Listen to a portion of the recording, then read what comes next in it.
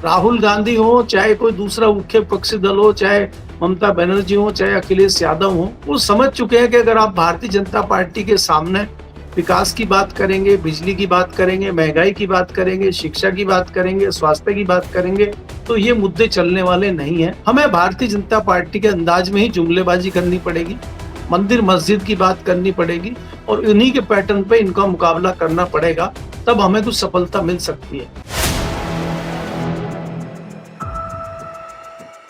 नमस्कार दोस्तों, कैसे हैं आप लोग। उम्मीद है आप सभी अच्छे होंगे। क्या बंगाल में राष्ट्रपति शासन लगने जा रहा है चुनाव से पहले? इतना गहमा गहमी का माहौल आखिरकार क्यों है? चुनाव आयोग क्या अपनी भूमिका सही से नहीं निभा पा रहा है? क्योंकि जजेस भी अब मंच पर खड़े होकर इस बात को कह रहे हैं। तो ऐसे में सवाल यह है कि चुनावी राज्य बंगाल और उसके बाद असम भी, जहां पर मुख्यमंत्री हिमंता बिश्वा शर्मा सीधे राहुल गांधी के टारगेट पर हैं, हो क्या रहा है, चल क्या रहा है, करेंगे बात। केपी मलिक जी हमारे साथ जुड़े। सर, बहुत बहुत स्वागत है आपका। धन्यवाद हिमांशु जी, आपका भी और आपके दर्शकों का भी। सर, एक तरफ तो हम देख रहे हैं दुनिया युद्ध में जो है पूरी तरीके से समर्पित नजर आ रही है। सबसे बड़ा राष्ट्र जो है अमेरिका, वो कहीं ना कहीं इस युद्ध के केंद्र में खड़ा है। और जिस तरह से अनियमितता का दौर चल रहा है, कब क्या हो जाए मिडिल ईस्ट में कहा नहीं जा सकता, और दुनिया प्रभावित है इससे। दूसरी तरफ हम भारत में देख रहे हैं एक अलग तरह का युद्ध चल रहा है, सियासी तौर पर युद्ध चल रहा है बंगाल के अंदर कि कब क्या हो जाए पता ही नहीं। एसआईआर की प्रक्रिया भी चल रही है, सुप्रीम कोर्ट भी फैसले दिए जा रहा है, सरकार भी अपने तरीके से काम कर रही है वहां जो राज्य की है, और इसके अलावा चुनाव आयोग भी अपने तरीके से काम कर रहा है। एक मैनेजेबल तरीके से चुनाव हो जाए, इस प्रक्रिया में हम बढ़ते हुए आगे क्यों नजर नहीं आ पा रहे हैं? इतनी अनिश्चितता राज्य के अंदर क्यों है? जरा उसके बारे में मैं चाहता हूं कि आपकी क्या राय है, बताएं हमारे दर्शकों को और थोड़ा विश्लेषण करें इस बात पर।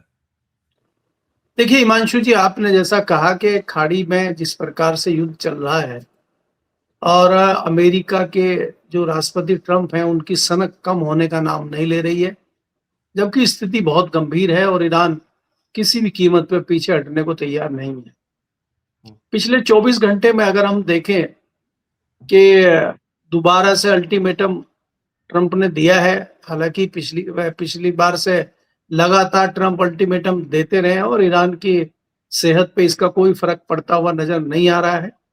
लेकिन अमेरिका के लिए थोड़ी सी राहत की बात यह है कि जो 2 अत्याधुनिक विमान ईरान ने गिराए थे, उसके पायलट को निकालने में अमेरिका कामयाब रहा है और जो पहाड़ियों में उनके पायलट थे, उनको लेके जाने में मुठभेड़ हुई। हालांकि मुकाबला बहुत अच्छा रहा और उसके बावजूद पायलट को निकाल लेना अमेरिका के लिए थोड़ी राहत की बात है।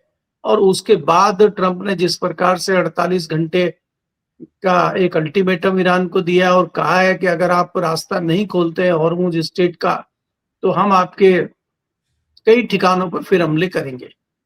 तो ये तो बंदर भभकी वो लगातार दे रहे हैं, इससे ईरान में कोई फर्क पड़ता नहीं है।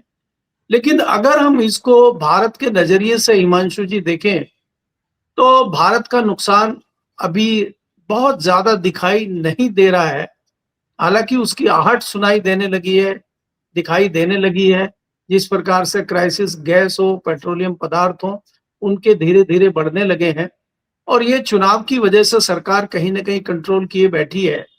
5 राज्यों में चुनाव है और जैसे ही चुनाव संपन्न होंगे या लास्ट वोटिंग होगी, आप देखना भारत में तेल और पेट्रोलियम पदार्थों के रेट बहुत तेजी से बढ़ेंगे। लेकिन मैं उससे भी आगे की बात अगर करता हूं, देखिए अभी बहुत यहाँ पे बारिश हो रही है उत्तर भारत में, कई सारी फसलें बुरी तरह बर्बाद हो गई हैं, चाहे वो मुख्यतः गेहूं की फसल हो, चने की फसल हो, तिलहन की फसल हो। इन फसलों से, ये मुख्य फसल है हमारे खाने की, और ये काफी हद तक बर्बाद हो गई हैं। तो आने वाले समय में हमें खाद्यान्न की मुश्किलों का सामना करना पड़ेगा। दूसरी जो बड़ी प्रॉब्लम मैं देख रहा हूं कि हॉर्मुज स्टेट से ही हम उर्वरक और खाद इंपोर्ट करते हैं, वहां से खाद आता है। युद्ध लगातार चल रहा है, अभी बंद होने की कोई स्थिति दिखाई दे नहीं रही है। तो ऐसे में क्या हम जो मुख्यतः यूरिया मंगाते हैं और दूसरी खाद हमारी आती है, फर्टिलाइजर आते हैं, जो अगली फसल की बुआई होने वाली है उसकी तैयारी के लिए हमें चाहिए। तो अगर फसलों की बुआई नहीं होगी और हमें खाद नहीं मिलेगा, तो देश में खाद्यान्न संकट उत्पन्न हो जाएगा। क्या उसके लिए सरकार की कोई तैयारी है या सरकार उसको लेके कोई योजना बना रही है? क्योंकि सरकार जिस प्रकार से सत्ताधारी दल सरकार में है, उसको तो चुनाव के अलावा कुछ दिखाई नहीं दे रहा है। वो तो सब कुछ छोड़ के अपना चुनाव में लगे हुए हैं। चाहे प्रधानमंत्री हों, चाहे गृह मंत्री हों, चाहे दूसरे लोग हों, वो लगातार चुनावी क्षेत्रों में घूम रहे हैं और उनके पास कोई समीक्षा करने के लिए, कोई स्टेटमेंट देने के लिए, कोई मीटिंग करने के लिए मुझे लगता नहीं है कि इस चीज़ का टाइम है कि देश में क्या चल रहा है और दुनिया में जो संकट चल रहा है, हमारी आगे की रणनीति क्या होगी। तो सरकार की जिस प्रकार से ये बेरुखी जनता के लिए है, ये बड़ी दुर्भाग्यपूर्ण स्थिति है, मुझे लगता है। इसके बाद हिमांशु जी अगर आप बात करते हैं जिस प्रकार से 5 राज्यों में चुनाव चल रहे हैं, लेकिन 5 राज्यों में सबका ध्यान जो 2 बड़े प्रदेश हैं उत्तर भारत के और नॉर्थ ईस्ट के आसाम और वेस्ट बंगाल पे विशेष फोकस भारतीय जनता पार्टी का है। क्योंकि भारतीय जनता पार्टी के लिए मुश्किलात है, चाहे वो केरल हो, चाहे वो तमिलनाडु हो और चाहे वो पुडुचेरी हो, वहाँ पे उसको बहुत ज़्यादा सफलता नहीं मिलती है। लेकिन उसका मेन फोकस वेस्ट बंगाल और आसाम पे है। आसाम पे वो किसी भी कीमत पे अपनी सरकार को रिपीट करना चाहती है और वेस्ट बंगाल में वो ममता बनर्जी से सत्ता को हासिल करना चाहती है, छीनना चाहती है और उसमें चुनाव आयोग ने सारी सीमाएं लांघ दी है। चुनाव आयोग कोई कोर कसर नहीं छोड़ रहा है। चुनाव आयोग का आप देखेंगे कि सर की प्रक्रिया अभी तक चल रही है। एसआईआर खत्म होने का नाम नहीं ले रहा है। चंद रोज रह गए हैं चुनाव के और उसके बाद एसआईआर की प्रक्रिया लगातार जारी है। अभी सुप्रीम कोर्ट की एक न्यायाधीश जो है उन्होंने पटना में एक कार्यक्रम में कहा है कि चुनाव आयोग जिस प्रकार से काम कर रहा है वो लगता है कि देश में एक व्यवस्था उस प्रकार की बन गई है कि प्रश्न चिन्ह चुनाव आयोग पर लग रहे हैं। जिस प्रकार से देश में अलग अलग संस्थाएं बनाई गई हैं और वो एक कंट्रोल और वो एक चेक लगाने के लिए है कि सब काम ठीक तरीके से हो रहा है कि नहीं हो रहा है, उसको चेक करना हमारा काम है। लेकिन वो सरकार की जिस प्रकार से कठपुतली बनी हुई है, एक हिसाब से उन्होंने उस पर सवाल उठा दिए चुनाव आयोग पे। तो किसी भी चीफ जस्टिस का किसी भी सुप्रीम कोर्ट के मुख्य न्यायाधीश के साथ जो वो मुख्य न्यायाधीश के रास्ते में हो या आगे बढ़ रही हो, इतनी सीनियर जस्टिस हो, इस तरह का सवाल उठाना बड़े मायने रखता है। तो इसका मतलब ये है कि सुप्रीम कोर्ट की नजर में भी कहीं न कहीं इस तरह की चीजें हैं, इसीलिए वो इस प्रकार की टिप्पणी कर रहे हैं। जो महिला जज हैं उन्होंने जिस प्रकार से टिप्पणी की है, उन्होंने एक ध्यान आकर्षित किया है लोगों का कि चुनाव आयोग में कुछ न कुछ तो है और उनको भी देखना चाहिए। इस तरह की चर्चाएं देश में चल रही है। दूसरा हिमांशु जी आपने जो बात की थी वेस्ट बंगाल को लेके, दिल्ली में कल से ये चर्चा है कि भारतीय जनता पार्टी हो, चाहे चुनाव आयोग हो और चाहे सरकार हो, अगर और चाहे सुप्रीम कोर्ट हो, अगर ये प्रक्रिया एसआईआर की चलती रहती है और कोई रास्ता नहीं मिलता है, तो सुप्रीम कोर्ट में जो डेट आने वाली है, सुप्रीम कोर्ट उसमें ये भी निर्णय ले सकती है कि भाई ये प्रक्रिया पूरी नहीं हो रही है और जब तक ये प्रक्रिया पूरी नहीं हो जाती है, तब तक वेस्ट बंगाल में चुनाव कराना वाजिब नहीं है, ठीक नहीं है, कानूनन तरीके से ठीक नहीं है। तो लिहाजा पहले एसआईआर की प्रक्रिया पूरी की जाए, उसके बाद चुनाव हो। तो इन परिस्थितियों में क्या होगा? तो जाहिर सी बात है कि इन परिस्थितियों में सीधा ये हो जाएगा कि कुछ दिन के लिए वेस्ट बंगाल में राष्ट्रपति शासन लगाया जाए और गवर्नर के हवाले जो है वेस्ट बंगाल को किया जाए। क्या इस तरह की रणनीति भी सत्ताधारी दल और बाकी लोगों की कोशिश है क्या? क्योंकि चुनाव आयोग जिस प्रकार से काम कर रहा है, अगर आप बारीकी से देखेंगे तो चुनाव आयोग कोई कोर कसर नहीं छोड़ रहा है। तो इसलिए इस तरह की भी चर्चाएं कल उत्तर प्रदेश दिल्ली में थी, लुटियन जोन में भी थी और दिल्ली के राजनीतिक गलियारों में इस तरह की चर्चा है कि ऐसा भी कुछ हो सकता है। अब क्या होगा, कब होगा, ये तो समय ही बताएगा। जी। अच्छा, दूसरी तरफ हम देख रहे हैं राहुल गांधी खास तौर पर हिमंता बिश्वा शर्मा को लेकर जिस तरह की बयानबाजी कर रहे हैं कि वो करप्ट हैं या फिर हमारी सरकार आएगी तो ये बचेंगे नहीं, और जिस तरह की भाषा शैली का उपयोग वो कर रहे हैं, जिस तरह से आक्रामक वो नजर आ रहे हैं, वो क्या दिखा रहा है? मतलब सीएम को टारगेट करना एक अलग बात होती है, उनके कामकाज पर सवाल उठाना एक अलग बात होती है, लेकिन हिमंता बिश्वा शर्मा से जो खास लगाव राहुल गांधी को है और जिस तरह से वो हमले बोल रहे हैं उसको लेकर क्या सोच रहे हैं आप? देखिए हिमांशु, अगर आप देखें, हेमंत बिश्वा शर्मा जो है वो कांग्रेस पार्टी के ही प्रोडक्ट हैं और कांग्रेस पार्टी से ही आए हैं। और राहुल गांधी से कोई रिश्ते उनके नए नहीं है। राहुल गांधी उनकी कार्यशैली से बखूबी वाकिफ हैं और हेमंत बिश्वा शर्मा जो है वो राहुल गांधी की कार्यप्रणाली से बखूबी वाकिफ हैं। दोनों एक दूसरे पर आरोप प्रत्यारोप लगातार लगाते रहते हैं। और देखिए, ये सियासत है, चाहे वो राहुल गांधी हो, चाहे हेमंत बिश्वा शर्मा हो। हेमंत बिश्वा शर्मा कल को भारतीय जनता पार्टी छोड़ के कांग्रेस में नहीं जाएंगे, इसकी क्या गारंटी है? क्योंकि वो तो कांग्रेस छोड़ के ही आज भारतीय जनता पार्टी में आके मुख्यमंत्री बने हुए हैं। अगर कोई ऐसी परिस्थितियां बनती हैं तो क्या उन परिस्थितियों में भी राहुल गांधी उनको जेल भेजने का काम करेंगे? क्या ऐसा एक उदाहरण पेश करेंगे जो मायावती जी ने उत्तर प्रदेश में किया था कि अपने ही सांसद को जेल भिजवा दिया था? तो क्या इस तरह की हिम्मत राहुल गांधी में है, या खाली चुनावी जो नूरा कुश्ती है या जो चुनावी भाषणबाजी है वही करके रह जाएंगे? क्योंकि देखिए, राहुल गांधी भी कहीं ना कहीं इस चीज को समझ चुके हैं कि जिस प्रकार से भारतीय जनता पार्टी कर रही है, जुमलेबाजी करती है, हर जगह जाके प्रधानमंत्री बोलते हैं कि मैं तो यहीं का हूं, मैं तो यहीं पैदा लिया था पिछले जन्म में और हो सकता है अगले जन्म में फिर ले लूंगा, मैं तो बंगाली हूं। तो इस तरह की जुमलेबाजी जो चल रही है जनता को मूर्ख बनाने की, अब राहुल गांधी भी समझ गए हैं कि इस तरह की जुमलेबाजी कहीं ना कहीं उनको भी कुछ ना कुछ करनी पड़ेगी। तो मेरा मानना यह है कि अगर सचमुच में राहुल गांधी बहुत ही सीरियस है तो क्या वास्तव में वो जेल भेजने का काम करेंगे? जहां जहां उनकी सरकारें हैं, चाहे आप कर्नाटक लीजिए, चाहे हिमाचल लीजिए, भारतीय जनता पार्टी के जिन नेताओं पर करप्शन के आरोप थे, क्या उन्होंने उनको गिरफ्तार किया है क्या? खाली ये कह देना कि हमारी सरकार बनेगी, हम ये करेंगे वो करेंगे, सरकार जब बनेगी तब देखेंगे। मोदी जी ने 2014 से पहले कितने ढिंडोरे पीटे थे कि हमारी सरकार आ जाएगी, आधी कांग्रेस जेल में होगी। बताइए कौन कौन कांग्रेस के लोग जेल में गए, किस किस को जेल में डाला? ईडी और सीबीआई और इनकम टैक्स ने किन किन लोगों को जेल में चक्की पिसवाई? बताइए आप, कितने केस जो है आज चल रहे हैं और कितने केस में सजा हुई है?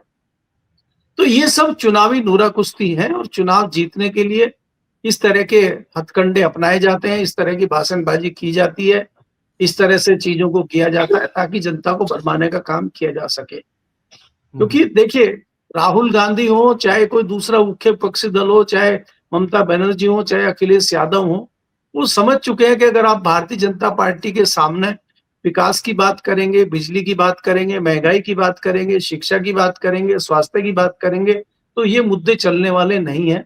हमें भारतीय जनता पार्टी के अंदाज में ही जुमलेबाजी करनी पड़ेगी, मंदिर मस्जिद की बात करनी पड़ेगी और इन्हीं के पैटर्न पे इनका मुकाबला करना पड़ेगा, तब हमें कुछ सफलता मिल सकती है। उसी के जवाब में आप देखेंगे, चाहे अखिलेश यादव हो, उन्होंने भी उत्तर प्रदेश में मंदिर बनाने की घोषणा कर दी है, और चाहे वेस्ट बंगाल हो, वहां पे ममता बनर्जी मंदिर बनाने की बात कर रही है। चाहे भारतीय जनता पार्टी कबीर साहब के कंधे पे रख के मस्जिद बनाने की बात करे, एक नई बाबरी मस्जिद वेस्ट बंगाल में बने, क्योंकि उत्तर प्रदेश में तो बाबरी मस्जिद ने अपना कमाल दिखा दिया। वहां तो भारतीय जनता पार्टी सत्ता में आ गई प्रदेश में और केंद्र में, तो नई सत्ता में पार्टी आए, उसके लिए बाबरी मस्जिद का निर्माण होना चाहिए वेस्ट बंगाल में, तो वो रणनीति तो चल रही है। लेकिन कोर कसर तो ममता बनर्जी भी नहीं छोड़ रही है। वो जितना वोट हिंदू उनके पास है उसको बांधे रखने के लिए, उसको कंट्रोल करने के लिए उन्होंने भी मंदिर की घोषणा कर दी है कि एक भव्य मंदिर हम बनाएंगे, हमारी पार्टी, हमारी सरकार, हमारी ये उसके लिए पैसा देगी, ये करेगी। तो ये जनता को मूर्ख बनाने के लिए, भरमाने के लिए इस तरह के जो है जुमले दिए जाते हैं। ग्राउंड पे क्या हो रहा है हिमांशु जी, बड़े दुर्भाग्य की बात है कि अगर आप एक आकलन करें पिछले एक दशक में हमारी शिक्षा पद्धति कहाँ चली गई, हमारे शिक्षा संस्थान कहाँ चले गए, हमारे स्कूलों में क्या हो रहा है, जो हमारे बच्चे तैयार हो रहे हैं पढ़ाई के लिए, उनका मानसिक स्तर कहाँ है, उसके लिए सरकार क्या कर रही है? सरकारी स्कूल बंद हो रहे हैं, निजी शिक्षा व्यवस्था चल रही है, गलगोटिया यूनिवर्सिटी का उदाहरण आपके सामने है। तो बच्चे कर क्या रहे हैं?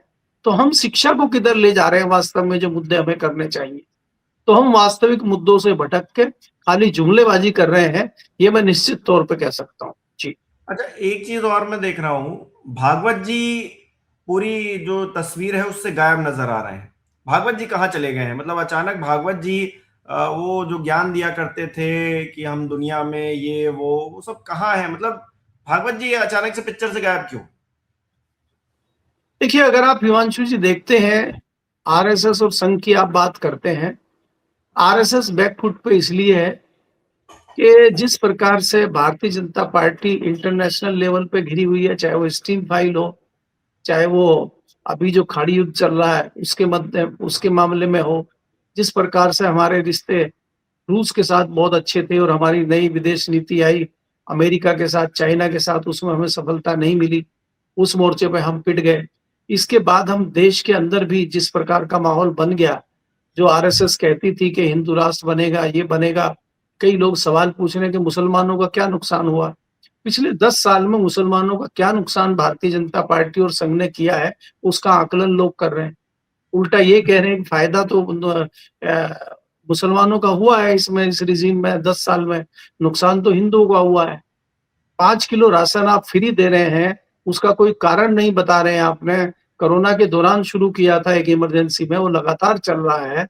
अगर ऑन एवरेज 6 लोग भी एक मुस्लिम परिवार में रहते हैं, तो 30 किलो राशन उसके घर में हर महीने आ रहा है, तो उसको कुछ करने की आवश्यकता क्या है? उसके पास हेल्थ कार्ड है, उसके बच्चे स्कूल में फ्री पढ़ रहे हैं, तो उसको तो आराम से कोई दिक्कत है नहीं। और आप तो डरा रहे थे हिंदुओं को कि मुस्लिम से खतरा है, देश में मुसलमान खतरनाक है, इनको पाकिस्तान भेजना है, तो कितने मुसलमानों को आपने पाकिस्तान भेजा? तो इस तरह से जुमलेबाजी करके और इस तरह से लोगों को डरा के आपने चुनावी हथकंडे अपनाए हैं। अब ये धीरे-धीरे लोग समझ रहे हैं, और चाहे संघ हो, चाहे भारतीय जनता पार्टी हो, इसीलिए बैकफुट पे है। मोहन भागवत जी जो विश्व गुरु की और उन्नत शिक्षा की जो बात करते थे, सारे मोर्चों में पिट गए हैं वो। अब उनके पास कहने को, करने को कुछ बचा नहीं है। तो मुझे लग रहा है इसलिए वो पर्दे के पीछे छुप गए हैं और सामने आने की उनकी हिम्मत नहीं हो रही, क्योंकि उनके पास कुछ कहने को नहीं है। और ये बहुत गंभीर मुद्दा है हिमांशु जी, अगर आप बारीकी से जांच करेंगे, आज हमारी शिक्षा व्यवस्था कहाँ है, जो हमारे शिक्षा संस्थानों में भ्रष्टाचार का, करप्शन का लेवल कहाँ पहुंच गया है, ये सारी चीजें विश्लेषण करने की है। इन पे विश्लेषण होना चाहिए, इस सब्जेक्ट पे तथ्यों की जांच होनी चाहिए, तो आपके सामने सारी चीजें, सारी सच्चाई आ जाएगी। जी। एक छोटी सी चीज है, आखिरी में खत्म करूंगा इस चर्चा को कह के कि एक छोटा सा इंसिडेंट हुआ उत्तर प्रदेश के अंदर, और उसमें एक महिला थी जिसने नकली गन लेकर एक ज्वेलरी शॉप में चोरी की। अब उसने चोरी कर ली तो उसको लगा कि हम निकल जाएंगे, लेकिन बाद में पता चला कि वो जो महिला थी वो बुर्का पहन के जानबूझ कर आई थी, वो हिंदू महिला थी। उसकी उम्र जो है 25-26 साल। तो सोचिए 25-26 साल की उस महिला के अंदर, मतलब युवा दिमाग ही है, उसके अंदर ये दिमाग आ गया कि हम बुर्का पहन के जाएंगे और चोरी कर लेंगे तो हम बच जाएंगे एक तरह से। और जिस तरह से कम्युनल माहौल राजनीति ने बना दिया है, उस बीच जो है उसको वो सेफ लगा, लेकिन उसको कोई अच्छा काम कर लेना सेफ नहीं लगा। तो हमारे देश की युवा पीढ़ी, या फिर मैं खुद भी अपने आप को उसमें इंक्लूड करता हूं, हमारे दिमाग में क्या डालने की कोशिश की जा रही है, भरने की क्या कोशिश की जा रही है, ये इसका एक क्लासिक उदाहरण है। हालांकि चोर की कोई जाति धर्म नहीं होता है, लेकिन फिर भी ये मामला अपने आप में दिखाता है कि नई पीढ़ी है वो किस तरफ जाना चाहती है, झुकाव उसकी किस तरफ है। बहुत बहुत शुक्रिया सर हमारे साथ जुड़ने के लिए, तमाम बातचीत के लिए। हमारे जो दर्शक हैं वो किस तरह से देख रहे हैं इन विषयों को कमेंट करके जरूर बताएं। इस वीडियो को लाइक करना, शेयर करना मत भूलिएगा। हमारे चैनल को सब्सक्राइब नहीं किया तो वो भी जरूर कीजिएगा। आप हमें सहयोग भी कर सकते हैं ज्वाइन बटन पर क्लिक करके। बहुत बहुत धन्यवाद।